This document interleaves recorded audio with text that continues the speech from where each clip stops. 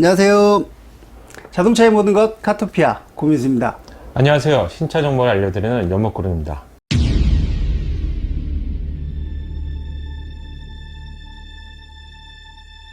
자, 전기차와 내연기관의 차량 가장 다른 게 뭐가 있을까요, 그러면? 어떤 게 있을까요? 일단 뭐 내연기관 차량 같은 경우는 뭐 습관적으로 주유소를 가서 기름을 넣을 것 같고요.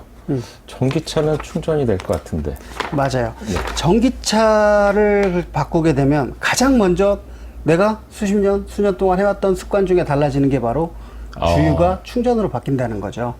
근데 이게 가솔린 디젤은 주유하는 시간이 정말 빠릅니다. 찍! 예. 근데 충전을 해야 되는 전기 차량 같은 경우에는 이게 좀 시간이 좀 오래 걸리죠. 아, 맞아요. 네.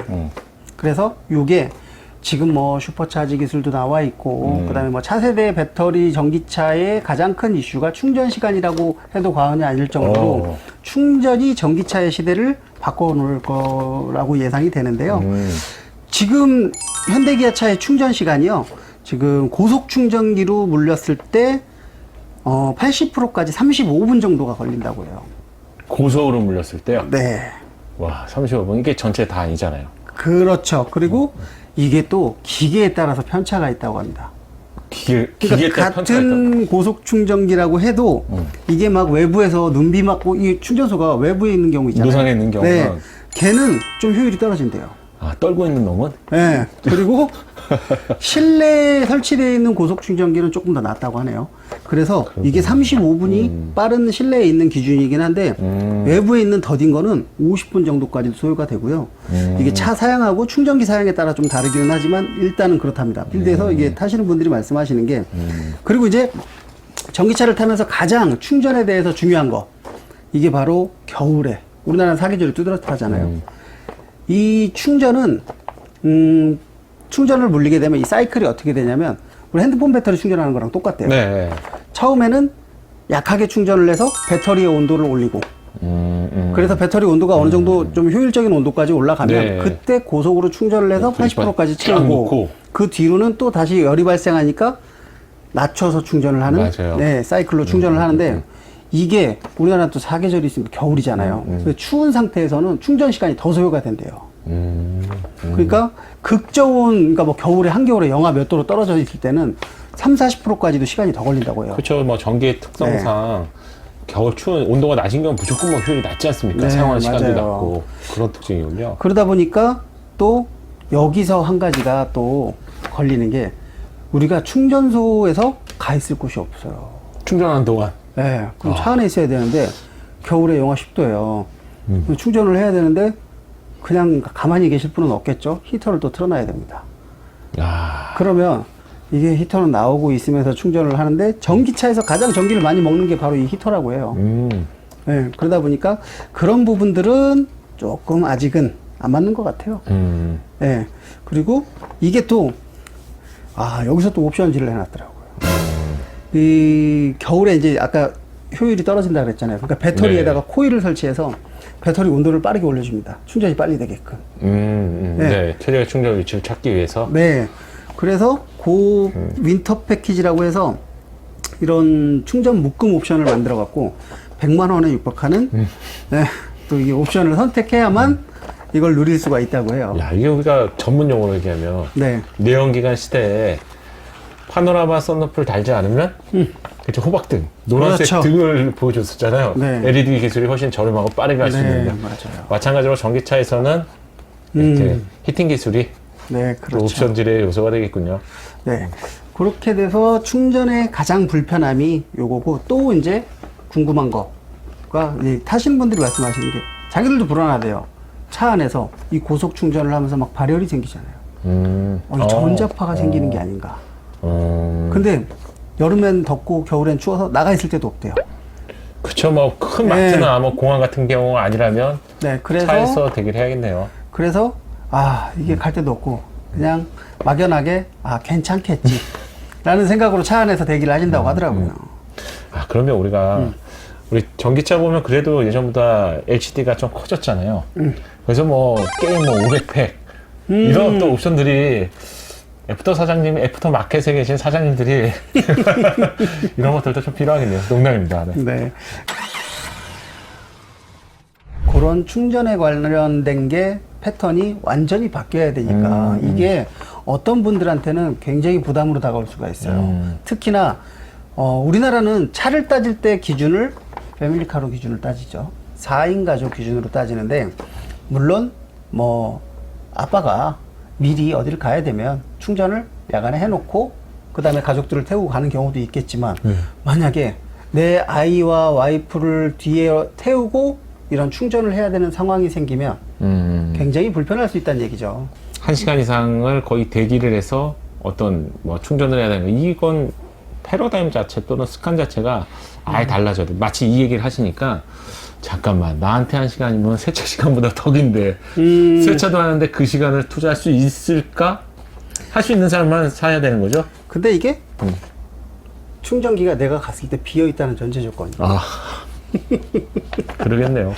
이게 연휴 때는 줄을 서야죠. 쭉 줄여야죠. 네.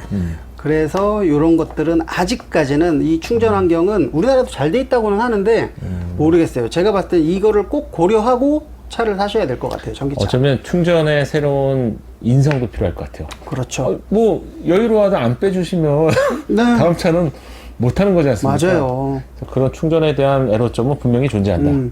그리고 아까 말씀드렸듯이 80%까지 충전은 고속으로 된다 그랬잖아요. 네. 근데 이 80%부터 이제 배터리가 열을 받았기 때문에 다시 어이구, 적은 효율로 충전은? 충전을 해야 되기 때문에 81%부터 100%까지는 또 굉장히 시간이 오래 걸립니다. 아, 거의 비슷한 시간이 걸리는 네, 거죠? 그러니까 전기차를 오래 타신 분들은 80%가 딱 되는 순간 빼고 맞아요. 저도 그 얘기 들었어요. 네, 이동을 하신대요. 그래서 그게 더 효율적이라고 하시더라고요. 그래서 이 충전에 관한 이거는 해결해야 될 자동차 브랜드들마다 이 충전소 인프라와 충전 시스템, 슈퍼차저 이런 것들은 자동차 브랜드들이 뭐 브랜드뿐만이겠어요. 이게 정책적으로 전기차를 밀으려 그러면 정부 차원에서도 이거는 꼭 해결해야 될 숙제 그렇죠. 같아요. 뭐 운이 좋아서 우리 집 앞에 슈퍼차저가 있다. 너무나 좋죠. 그렇죠. 근데 그럴 가능성은 없죠. 없죠. 이게 이 슈퍼차저라는 게 건물의 전력 상황에 따라서도 많은 차이가 있어요. 그러니까 테슬라 슈퍼차저 시스템 같은 게 어디 있을까요? 신식 건물에만 있겠죠. 그렇죠. 킨텍스라던가 공항. 공항. 그다음에 최신 마트. 큰 마트들 그렇죠. 네, 그러니까 전력 상황이 좋은 곳에만 슈퍼차저가 설치가 되기 때문에 이런 것도 좀 고려를 해보셔야 될 것 같아요. 저 두 분께 질문이 있는데요. 네. 그 슈퍼차저가 있으면 이제 좀 좋다고 했는데 예를 들어서 아파트 내에 슈퍼차저가 있다. 그럼 집값에도 변동이 있을까요? 이거랑 비슷한 것 같아요. 강남에 사는 이유. 서울대학을 가는 사람도 많다. 나중에는 분명한 수요가 있고 빠르게 하는 거는 좋은 거잖아요. 마치 우리가 예전에 PC가 있었는데 다 손에 모바일을 들고 다니는 것처럼 영향을 미칠 것 같은데요. 지금 너무 작아서 인프라가 정말 많아진다면 우리 집 앞에 슈퍼차저가 있다는 건 지하철이 있는 거와 좀 차이는 있겠지만 분명히 이점은 되겠죠. 그렇죠. 제 채널에 네. 이런 질문도 많더라고요. 충전 시간 외에도 그럼 전기차, 저 같은 경우도 그런데 전기차라면 정말 저렴하죠? 절대 아닙니다. 아니라고요? 네. 이 전기차가 경제성 때문에 전기차를 타는 시대는 이제 끝났다고 보시면 돼요. 아, 왜요? 왜냐면 전기 충전비가 지금 계속 오르는 추세이기도 하지만 지금 킬로와트당 313원 뭐 조금 한시적으로 좀 200원대 지금 유지를 하고 있는데 네. 한 번 200원, 완충을 하면 64킬로와트 차량 충전하는 기준으로 네. 뭐 한 15,000원 정도 200원 내외. 기준으로? 네. 200원대 기준으로 15,000원 내외인데 그걸로 300km에서 400km를 주행한대요. 300에서 400km의 주행이라는 게 요즘 나오는 최신 전기차 니로 소울 이상적으로 운행을 했을 때 387km래요, 주행거리가. 최대로 왔을 때. 그렇죠. 최대로. 그러면 최대의 주행거리로 본 거기 때문에 훨씬 더 적겠죠. 그러면 경유를 만약에 4만 원을 넣었어요. 네. 4만 원을 넣으면은 뭐 대충 네. 중형급 정도로 네, 그렇죠. 500km 가는데. 그리고 휘발유 하이브리드에 4만 원을 주유를 하면 오, 그러면 뭐 네, 그러니까 600은 가겠네요. 이것만 봐도 전기차를 경제성으로 내연기관과 비교하는 시대는 이제 끝났어요. 그러니까 200원 정도로 봤을 때가 전기차 기준으로 그렇죠. 2만 원 정도 되는 거죠. 네. 그 다음에 우리 그 디젤 같은 경우는 한 3만 5천 원, 4만 원이 된 거고, 네. 하이브리드 모터가 붙은 게 네. 그렇게 따지면은 내가 올라가면 이제는 디젤하고 네. 특히 하이브리드하고는 큰 차이가 안 나겠네요, 현재라도. 그렇죠. 그리고 또 뭐가 있냐면 자, 우리 내연기관과 하이브리드 차량의 최장점이 뭘까요? 내연기관과 하이브리드 차량의 최장점이요? 자, 정속주행 장거리 정속주행 시 공인연비보다 보통 30% 이상 잘 나오는 연비. 그렇죠. 그리고 우리 발 컨트롤이라고 하잖아요. 그렇죠. 내연기관은요. 100%라는 효율에서 시내 주행을 하면 그게 다 못 뽑아내지만 정속 주행을 하고 있는 상황에서는 효율이 100%에 가깝게 올라갑니다. 그렇죠. 그러니까 공인연비보다 얘가 30%에서 많게는 40%까지도 더 잘 나오는 이유이기도 맞아요. 하고요. 그러니까 공인연비 12km짜리가 장거리를 뛰면 15km, 16km가 나오는 건데. 그렇죠. 20km까지 도전이 가능해요, 모든 네. 차들이. 근데 여기서 이제 전기차의 특성을 한번 생각해 보는 거죠. 자, 전기차는 100km로 달리면 기름이 많이 먹을까요? 전기를 많이 먹을까요? 적게 먹을까요? 80km보다. 80km보다. 내연기관으로 하면 정속 주행을 한다면 네. 더 좋을 것 같은데 아니니까 물어보시는 거죠, 네, 지금? 맞아요. 전기차의 특성이 그래요. 차의 속력을 높인다는 것은 곧 배터리에 전압을 더 끌어다 써야 되는 거예요. 그러겠네. 그러니까 60km, 80km, 100km의 차이가 굉장히 크게 납니다. 올라갈수록 떨어진다. 그렇죠. 왜냐하면 출력을 그만큼 끌어와야 되니까. 네네. 네. 그래서 이게 그럼 발 컨트롤 필요 없다는 얘기죠. 그렇죠. 발 컨트롤이 의미가 없고 그냥 빨리 달리면 많이 먹고. 속도를 높이면. 네, 그렇죠. 그러니까 정속 주행의 의미가 없는 거죠. 그러겠네요. 네. 그런데다가 얘는 또 단점이 있어요. 또 있어요? 단점이 뭐냐면 언덕 같은 데서는 주행 가는 거리를 믿으면 안 됩니다. 더 큰 힘이 뭐 우리 필요하니까. 가솔린도 그렇잖아요. 주행 가는 거리가 만약에 250이었는데 이렇게 언덕을 막 내가 이렇게 부하를 벌여서 올라가면 맞아. 쭉쭉 떨어지잖아요. 맞아. 대관령 전기도 이렇게 갔다 마찬가지예요. 오면 강원도 갔다 오면. 네, 그래서 전기차 타시는 분이 실제로 그래요. 이게 사실상 20% 밑으로 떨어지게 되면 그러면 두근. 네, 두근 이거네. 진짜 등골이 서늘하대요. 그리고 어. 특히나 그런 상황에서 만약에 강원도 같은 데서는 언제서도 전혀 이상하지 않답니다. 네. 기도라는 마음으로 그리고 올라가겠네요. 또 내연기관은 연료 유량, 그러니까 양의 유무에 따라서 출력이 변하지가 않잖아요. 근데 전기차는 변한대요. 그러니까 배터리가 뭐 한 30%에서 80% 있을 때 하고 30% 밑으로 20%가 떨어지면 현저하게 출력이 떨어지고 그리고 예민한 분들이 느끼시는 것 중에 하나가 오디오 품질도 떨어진대요. 오디오는 정말 그럴 수 있을 것 같아요. 네, 진짜 그런 말씀을 하시더라고요. 이게 공통적으로 전기차 카페 같은 데서 그렇게 나오신대요. 듣고 계신 분들께서 네. 야 그럼 아이오닉이 그런 거야? 이건 아니죠. 기존의 현대기아차는 사실상 어떻게 보면 차가 다르긴 한데 비슷한 플랫폼이죠. 맞아. 뭐. 기존 네. 현재 운행이 되고 있는 그렇죠. 이런 뭐 전기차들에서는 코나나, 니로, 소울, 아이오닉 뭐 대표적인 이런 지금 차들이 공통적으로 갖는 문제라고 보면 되고요. 그러면 오늘 알려주신 이런 얘기만으로도 우리가 파이가 공개가 되지 않습니까? 그렇죠. 체크 포인트네요. 그렇죠. 아이오닉 5 같은 경우에는 이제 정말 현대자동차의 최초 순수 전기차잖아요. 그럼 이런 것들을 이제 얼마나 보완했을지 또 앞으로 향후 전기차가 어떤 방향으로 갈지. 지금 사실상 보면 전기차 시대는 시기상조. 시작도 안 했죠. 네, 근데 지금 올해 뭐 테슬라 모델부터 시작해서 아이오닉 5가 지금 뭐 출격되기를 하고 하면 이게 앞으로 한 1년, 올해 내년에는 전기차 춘추 전국 시대가 될 수도 있어요. 오겠죠. 결국은 네. 오겠죠. 채널 구독자분들께서 네. 그럼 전기차 시대에 관리 포인트라고 해야 될 것 같은데 더 관리 안 해도 돼. 대표적으로 가장 귀찮은 게 내연기관에는 오일이었거든요. 그렇죠. 엔진 어떤 오일. 것들이 있을까요? 자, 전기차에서는 제가 정리를 한번 해봤어요. 네. 전기차에서 이제 뭐가 들어갈까?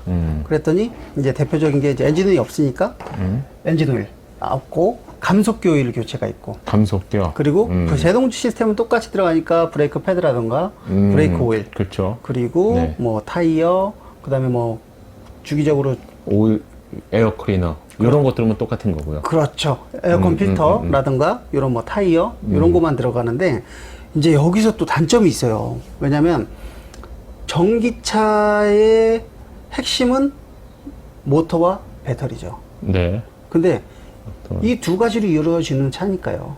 근데 이 모터와 배터리가 상당히 고가입니다. 보통 그래서- 우리가 전기차 하면 배터리만 고가인 줄 알아요. 네. 저 같은 경우 그렇게 생각하죠. 듣기에는 거의 뭐 2천만 원 비용이 배터리 원가에 맞아요. 해당된다고 하던데. 신형 차량들, 전기차들 같은 경우에는 배터리 값이 2천만 원 가까이 하고 있고요. 그리고 뭐 내연기관에서도 엔진이 몇백만 원 하니까. 근데 엔진은 여러 가지 부품이 모이는 거기 때문에 수리가 가능한데 이 전기차들 이 카페에 이렇게 보니까 감속기 소리라든가 모터가 불량으로 교환하신 차주분들이 꽤 있더라고요. 근데 이게 교체할 때 가장 단점이 뭐냐면 이거를 단품을 빼서 수리를 하는 게 아니라 어셈블리 교환이에요. 통째로 그렇죠. 갈아야 된다는 거죠. 그러면 이런 수리 비용이 어마어마하게 차주한테는 큰 부담으로 다가올 수가 있어요. 그래서 그럼 이거를 근데 이 차를 왜 타십니까? 하고 제가 물어봤어요. 그랬더니 정말 간절하게 내 차는 안 그랬으면 하는 마음으로 탄대요. 이렇기 그런 때문에 사람들이 있군요. 전기차는 정말 잘 알고 구입을 고려해야 됩니다. 그런 부분들도 어쩌면 이번 올해부터 출시될 순수 전기차에서는 개선이 되었겠죠. 뭐 아이오닉 5 같은 경우 대표적으로 EGMP 모듈에서 배터리를 셀 단위로 교체할 그렇죠. 수 있게 모듈화라고 이렇게 표현을 하는데 나와보면 참 궁금하기는 해요. 기대해보고 뭐 네. 저희들은 꼼꼼하게 네. 체크해봐야겠네요. 그리고 이 배터리가 또 한 가지 정비에 대해서 말씀드리면 이 배터리를 할 수 있는 시설이 몇 개 없대요. 맞아요. 가까운 파란손 가는 게 아니잖아요. 그러니까 이게 2천만 원이래. 그래 하자 했는데 할 수 있는 곳이 몇 군데 없다는 게 또 굉장한 불편함이죠. 맞아요. 그런 인프라에 대한 확충들을 어떻게 할지 모르지만 네. 그런 것들을 꼭 체크해보고 구입을 해야겠네요. 네, 집 맞습니다. 앞에 슈퍼차저 있다고 구입할 게 아니라 그렇죠. 전기차에 단점도 존재하고 장점도 존재하지 않습니까? 네, 그렇죠. 그럼 어떤 장점으로 본다면 어떤 것들이 있을까요? 전기차는 엔진이 없잖아요. 그렇죠. 그러니까 폭발을 하는. 일단 진동 소음이 없습니다. 엔진 소리. 그거 너무 좋아요. 네, 그러니까 정차했을 때도 항상 조용한 그리고 진동 없는 그런 느낌. 그리고 또 모터가 내연기관처럼 한 박자 늦게 반응하는 게 아니라 밟으면 즉각적으로. 즉각적인 출력이 나옵니다. 그건 슈퍼카잖아요. 그래서 발진 성능도 굉장히 좋고 예, 그런 점들이 장점인데 좀 더 그렇죠. 우리가 이제 아직 네. 아이오닉을 순수 전기차 1호인 아이오닉을 네. 안 봤기 때문에 기존 전기차의 어떤 문제점을 얘기하는 상황이잖아요. 맞아요. 그리고 기존 전기차가 왜 순수 전기차라는 이름을 못 받았는지 이런 이유가 다 있었던 맞아요. 거고요. 그래서 전기차를 기다리시는 분들이 아이오닉 5에 대해서 기대치도 높고 그러네요. 네. 이제 해볼 만하다. 그렇죠. 이제 어떻게 나오냐가 관건인 것 같아요. 이런 그걸- 것들을 또 다 해결해서 나온다 그러면 정말 괜찮겠죠. 어떻게 보면 전기차를 구매하시는 분들은 막연히 미래지향적인 전기차 이런 것보다는 이미 데이터들이 많이 나와 있기 때문에 필요한 부분 체크리스트를 좀 하고 계셨다가 아이오닉 5가 곧 공개가 되지 않습니까? 네. 그때 꼭 한 번씩은 체크를 해보셔야 될 것 같아요. 그렇죠. 저희도 한번 준비해 보시죠. 발표 나고 나서 네. 정말로 이런 기존 전기차의 문제점들을 어느 정도 개선했는가 이런 영상도 재밌을 것 같아요. 맞아요. 이 전기차의 이 문제점들이 딱 극명하기 때문에 그런 게 어떻게 바뀌었고 공개되는 스펙을 보면서 한번 만들어보는 시간을 또 가져도 좋을 것 같습니다. 네. 저 질문이 있는데요. 네. 네. 그랜저 하이브리드를 타시는 지인분이 계신데 네. 네. 아이오닉 5가 출시가 되면 갈아타고 싶으시다고 하거든요. 음, 네. 혹시 아이오닉 5가 그랜저보다 훨씬 좋죠? 어우, 좀, 안 좋나요? 당황스럽네요. 예. 예. 먼저 말씀하세요. 일단은 나오지는 않았어요. 아이오닉 5가. 근데 이게 최초의 순수 전기차 플랫폼이라고 하잖아요. 지금 아마 그분도 아이오닉 5의 휠베이스 공간만을 가지고 더 뉴 그랜저보다 크니까 이게 더 높은 급이 아닐까라고 생각을 하시는 것 같아요. 근데 이제 새로운 플랫폼의 새로운 영역의 차량이 하나 더 나오는 거기 때문에 네. 아무래도 그랜저의 고급감이나 감성, 그 다음에 승차감이 훨씬 더 좋을 것 같아요. 네. 그럼 잘못 생각하고 계신 거네요. 그렇죠. 현재 아이오닉 5가 우리 뭐 현대차 그룹이 야 이건 중형 세단급이야 이렇게 얘기 안 했거든요. 아이오닉 5가 있었고요. 우리 내년에 아이오닉 6, 7 이렇게 순차적으로 내놓을 거야 얘기를 했기 때문에 네. 어떻게 보면 그랜저라는 기준은 현대차의 대형 세단이잖아요. 그렇죠. 준대형 세단인데 대형 세단이기 때문에. 이걸 가져놓고 현대차의 제일 좋은 플래그십 세단을 가져놓고 이게 어떤 차량을 보는데 이 차량은 현재까지 국내에서 출시된 전기 차량은 힌트가 소형이라는 거죠. 뭐 아무리 커봤자 준중형 또는 뭐 중형이 아니겠습니까? 근데 맞아요. 이게 안락감, 승차감 모두 그랜저를 뛰어넘는다고 생각하는 건 굉장히 네, 큰 오류. 좀- 근데 이런 건 있을 것 네. 같아요. 왜냐면 아이오닉 5 하면 5천, 6천만 원 얘기를 하니까 그렇죠. 그랜저나 이런 차량들과 비교가 되는 게 아닐까요? 그 지인분께요. 네. 요번에 발표 날 때 네. 꼼꼼히 좀 보시라고 하세요. 네. 위험합니다. 그 그랜저인데 썩어도 준치가 대한민국 차량에선 네. 그랜저 아닙니까? 그렇죠. 첫 번째 아이오닉 5가 그랜저만큼의 정속성, 승차감 그건 아니겠죠. 이거는 네. 좀 힘들지 않을까요? 네, 촬영 끝나고 전화를 좀 빨리 해야 될 것 같아요. 반장님. 네. 근데 오늘 얘기하신 걸 제가 종합해 보니까 네. 전기차. 네. 나쁜 거 단점만 말씀하신 것 같아요. 그럼 우리 사야 되는 거예요? 아, 그렇게 되나요? 근데 제가 오늘 설명드린 것들이 1세대 전기차들의 단점만을 말씀드린 것 같은데 이제 전기차 시대가 왔을 때 이런 것들을 정확하게 알고 갈아타야만 후회가 없습니다. 맞아요. 그러니까 반드시 알고 가야죠. 내가 전기차를 타려면 꼭 지키고 알고 운행을 해야 되는 방법이기 때문에 전기차 친환경차로 넘어가시기 위해서는 꼭 알아야 되는, 실효성을 따지기 위해 알아야 되는 것들이에요. 오늘 말씀해 주신 부분이 어쩌면 단점처럼 들렸지만 네. 1세대, 뭐 2세대, 좋게 한 1.5세대의 전기차들이 이런 문제들이 있었고 그리고 곧 출시될 아이오닉 5는 어떤 포인트로 우리가 체크해야 될지 이 부분을 반드시 알고 가시면 좋을 것 같아요. 네, 꼭 아셔야만 전기차를 타실 수가 있어요. 자, 오늘 이제 전기차에 대해서 제가 이제 정리한 자료를 가지고서 알아보는 시간을 가졌는데, 그럼 오늘 어떠셨어요?